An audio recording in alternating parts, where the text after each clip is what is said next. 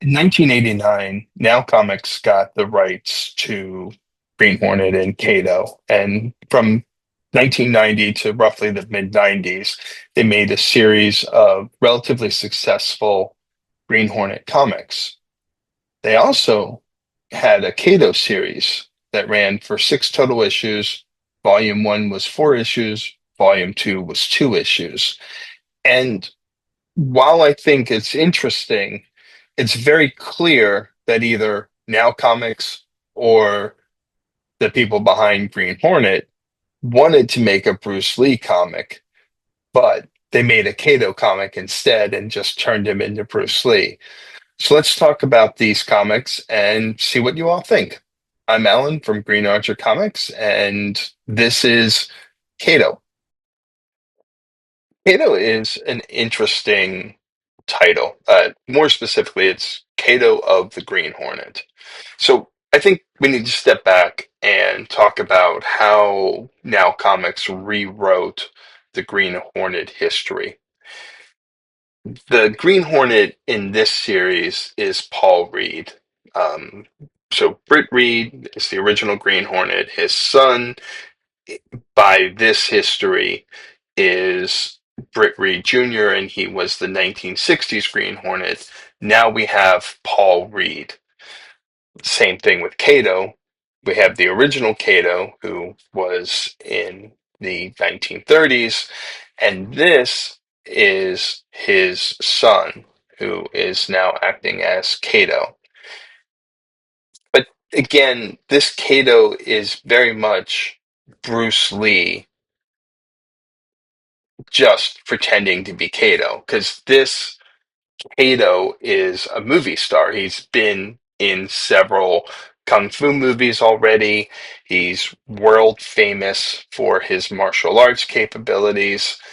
And while he's definitely an equal to Paul Reed, superior in a lot of ways, and that fits in line with the sort of the history, at least from the 1960s on, of Kato. It really feels like they just wanted to make a Bruce Lee comic and they shoehorned Kato into this. And in fact, the way this first series is set up, Paul Reed just makes a brief appearance in the beginning because Kato has to go back home so that he can be with his family. So there is no Green Hornet in this at all. There's Paul Reed, but there's no activity of the Green Hornet in here. And so Kato goes to Hong Kong, and Hong Kong is very much in danger of being taken over by the Chinese, which, or at least Chinese influence, which in the 1990s obviously was a huge concern, and still is today, although now Hong Kong is officially part of China. It wasn't when this was written. And so the Chinese government is continually trying to exert its influence over the people of Hong Kong, and in particular, this one Shaolin temple that Kato is going to visit. In fact, there are Chinese soldiers everywhere. So he not only has to reckon with his past and his training in here, he has to, he has to fight off, an invasive Chinese government. I will step back and say that this first series and the second series were both written by Mike Baron, who is famous for his time on The Punisher and The Flash. And I think it's a well written series. At least the first series is.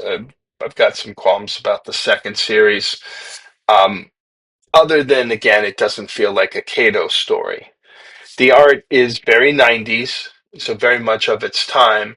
The first two issues of series one, and it is a four-issue series, were done by Brent Anderson, who is well known for X-Men.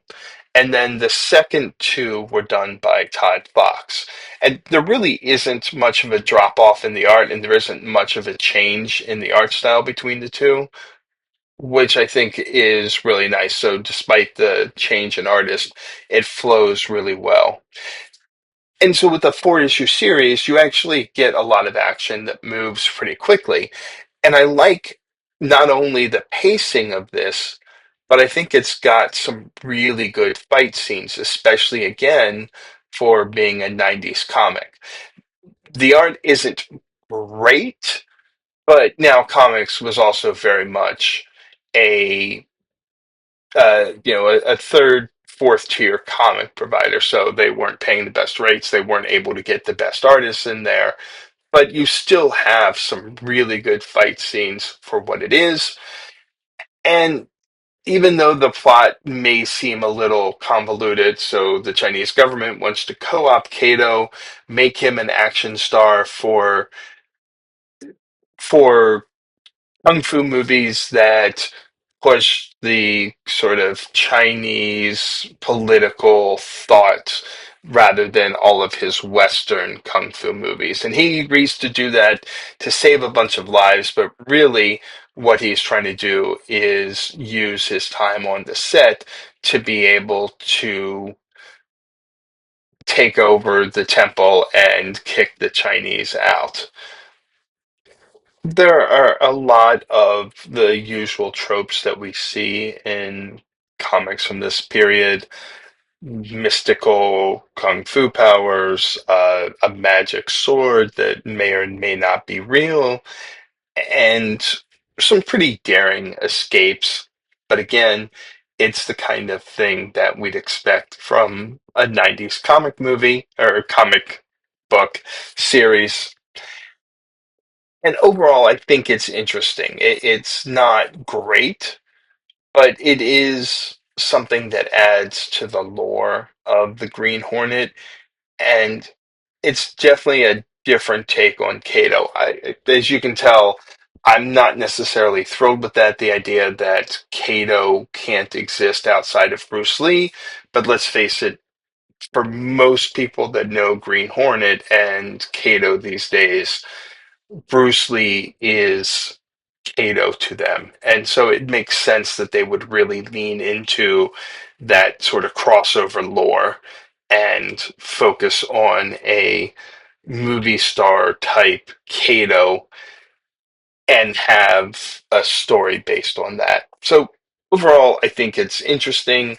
It's a definitely a take that I think some people really did like at the time.